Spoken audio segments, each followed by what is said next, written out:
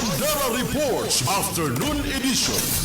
Ibinalik sa House of Representatives ang articles of impeachment laban kay Vice President Sara Duterte. Ito ay matapos na 18 senador ang pumabor, 5 ang hindi pumabor at walang nag-abstain sa motion ni Senator Judge Alan Peter Cayetano. Isinagawa ang botohan matapos ang motion ni De La Rosa na ibasura ang impeachment case laban sa Vice Presidente.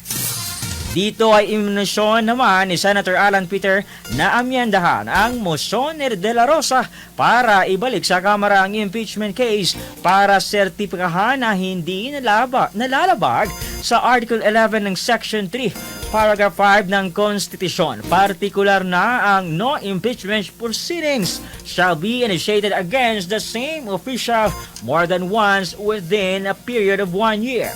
Kabilang sa pumabor dito, sina Senate President Cherise Escudero, Bato de la Rosa, Bongo, Robin Padilla, Amy Marcos, Cynthia Villar, Mark Villar, Senator Alan Peter Cayetano, Peter Apia Cayetano, Mig Zubiri at Senator Loren Ligarda, Jinggoy Estrada, Rafi Tulfo, Bong Revilla, Joel Villanueva, J.V. Ejercito, Francis Tolentino at Senator Lito Lapid.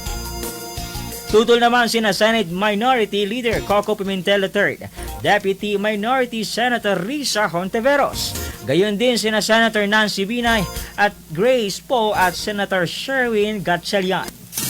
Samantala, nilinaw naman ni Senate President Escudero na hindi pa ibinabasura ang impeachment case kundi nais lamang linawin ng korte ang mga tanong ng mga senator judge.